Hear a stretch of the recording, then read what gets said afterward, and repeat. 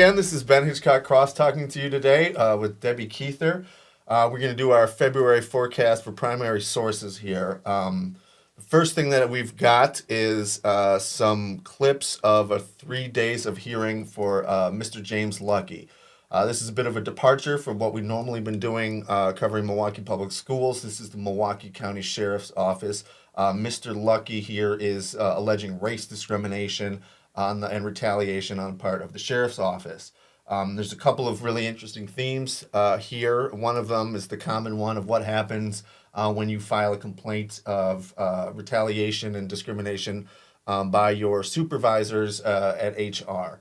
Usually what happens is you get retaliated against, right? I think that's a theme. It is a theme. It's There's a a theme. little bit of a pattern there.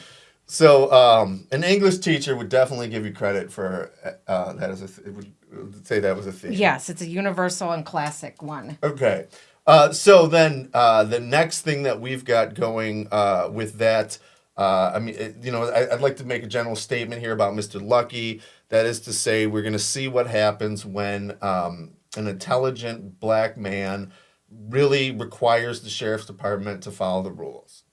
And I think from what I can see, the answer is retaliation. That's the joy of primary source documents, is that you get to make up your own mind about what happens. The second thing here is, and on this theme of following the rules and what is required, we're going to show you, I think, how the Milwaukee County Sheriff's Department has every benefit in the world, how they have a legal department, how they have a budget, how they have HR, how they have sworn law enforcement officers who are investigators, who can go and question witnesses with a badge and can arrest people.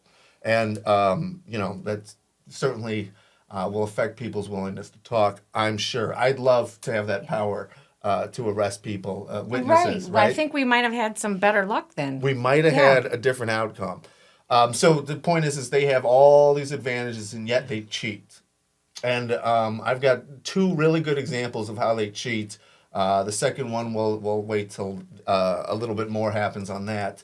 But the first one here, it's fair to say that we asked them for all their notes, all their documents related to his internal complaints, and come to find out from the HR person that not only did she have secret notes related to Mr. Luckey's complaints, but she had reviewed them and she had given them to the county's attorney, who was there arguing at video why she had no knowledge of these documents and knew nothing about them, and hey, they weren't a big deal anyway.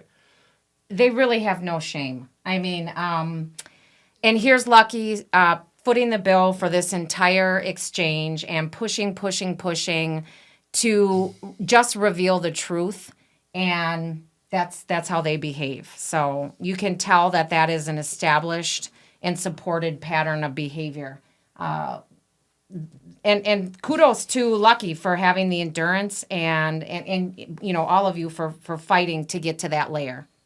Yeah, so this is, I think it's dramatic in that sense. Huge. Where you get to see them get caught red-handed and the excuses that they make and what happens and how it comes out that the attorney who's sitting right there saying she has no idea what's going on, in fact, requested these documents. Right. And she's so worked up about the fact that anybody could make a suggestion that she would have such information, yet there it is. That's no alternative explanation. I will say that by now, I think that is part of my job, which is being accused of being rude when we reveal the facts that people in high authorities are not following the rules. That's right where they jump to. We also have the Chasen testimony coming up. I got so excited about Luckey, I forgot about Chasen. No, I think that's awesome because Luckey's people are going to love that, and I think they're going to want to watch that. They can make their own judgments. Same with the Chasen testimony. We finally I got access to that, the transcripts, the video that we have, and again, you can watch how. A complainant has to go to the lengths of 10 subpoenas and the cost of service and the cost of the hearing and And then you have Matt Chasen show up, and we do have his testimony, and that'll be an exciting read because you can read the actual transcript, and or you can counter it with some video too because we do have video of the event. And as that well. one, I mean, that the Chasen testimony by at the Garcia Hoven hearing, as opposed to the later Chasen deposition, that I think is fascinating because it really reveals that there's nothing.